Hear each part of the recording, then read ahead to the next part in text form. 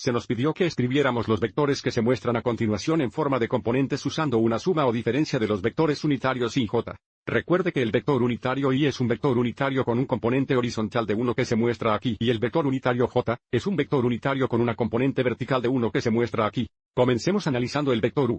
Vamos a determinar los componentes horizontales y verticales del vector determinando el cambio de sí, el cambio de y o el desplazamiento horizontal y vertical desde el punto inicial al punto terminal.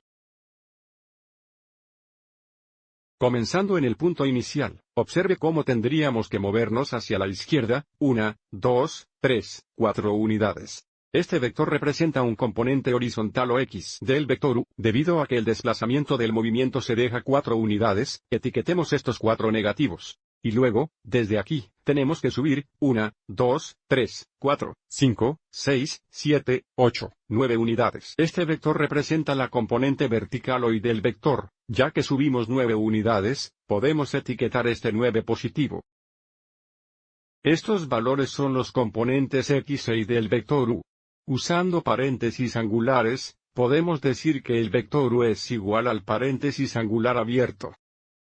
Negativo 4, positivo 9, soporte de ángulo cerrado. Donde nuevamente el componente horizontal o X es negativo 4, y el componente vertical o Y es positivo 9. Pero queremos que la forma del componente sea una suma o diferencia de los vectores unitarios I y J.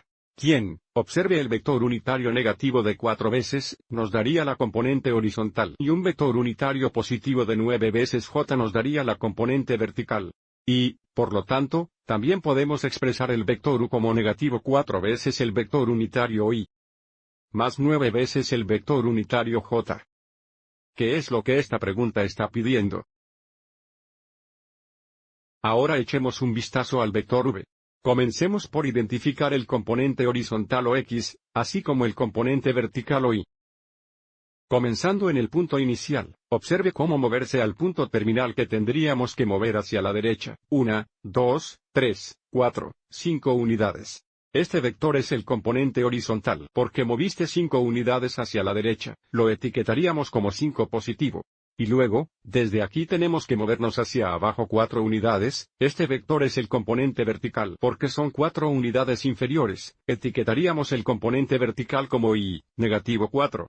Lo que significa usar el vector V, usar corchetes angulares en forma de componentes. Es el soporte de ángulo abierto 5, negativo 4 el soporte de ángulo cerrado. Pero nuevamente se nos dice que expresemos esto usando una suma o diferencia de los vectores unitarios I y J.